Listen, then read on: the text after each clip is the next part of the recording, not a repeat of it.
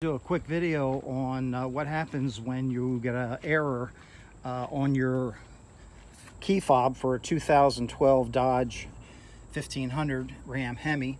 I was actually getting, it wasn't starting when I hit the auto start. It said hood was ajar, so obviously, you know, the hood was working.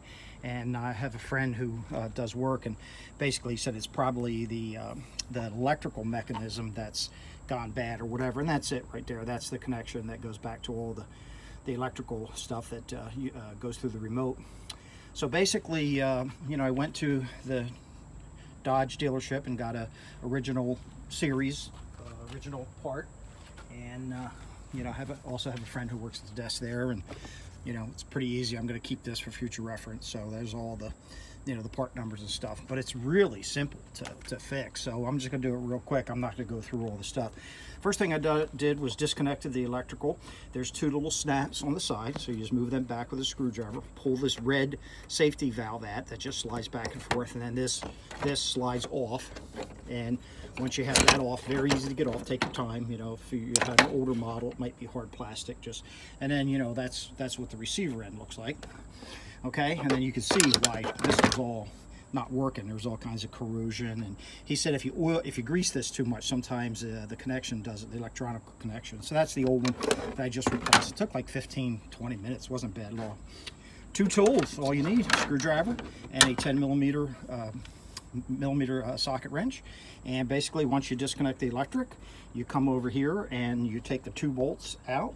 They are right there. 1, 2. Okay, down in there. Very easy to get to. There it is. There's the bolt right there. Okay, you can see it.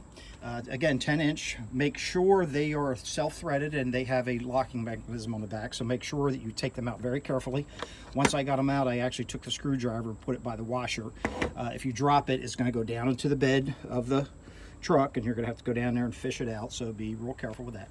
So once you get the two screws out, secure them away from the truck. I don't leave parts up here and stuff in case it falls in. Then this is really easy to get out. You just basically slide the cable out, and I'm going to kind of go around and show you that a little bit. The cable slides right out, because this is all going to be loose. And then this little plastic mechanism might drive you a little bit crazy, but when you turn it over, there's just two tabs that you push down. They're kind of flanged out. You push them down, and it comes right out of the hole. So here, I'll show you the hole that goes into, right there, the plastic part. So that's the plastic part. And again, I'll go. Don't know how good that is, but you can see hopefully you can see the flanges there, and you just push them down. You don't pull them up. You push them down so that they actually just go through the hole there. Okay, and that's a single part, so it doesn't snap apart or any of that stuff. You replace the new one, and obviously you can see here I got the new part on, and then you just reverse it. I put this in next, goes back, the cable goes back in the cable holder, real easy, and then boom, the harness there, the electrical part, the two screws. Now, one thing I did do, I saw this in another video. If you look real close, you can see red marks. So what I did is I lined up with a magic marker, and I drew the outline around the outside of the new one. So basically I drew a line like that, okay, all the way around using a red magic marker. It's over there in the parts bin, okay, on both sides. And then I actually took a red mark. You can see where I lined it up. There's a red mark there, and then right there,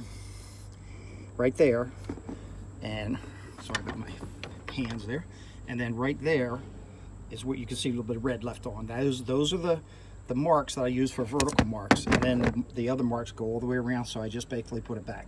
So when you put it back, just snug up the screws so that you can still move it, put it back in the original place, close the hood, and you are ready to rock and roll. Sometimes you might have to start the truck back up if you get a remote error on some of these. So hopefully, I think it'll work, because I just reset it. So sorry for the bang. So let's check it out. Here we go. 2 pushes. I'm going to lock it first, and then 2 pushes should start up. There we go.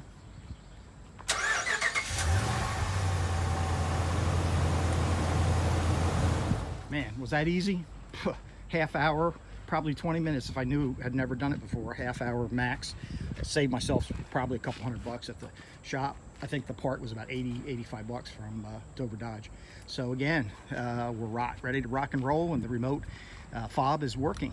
And again, this was a error message on the display that said front hood ajar, and the hood was never ajar. It was just bad electronics. Hope this helps.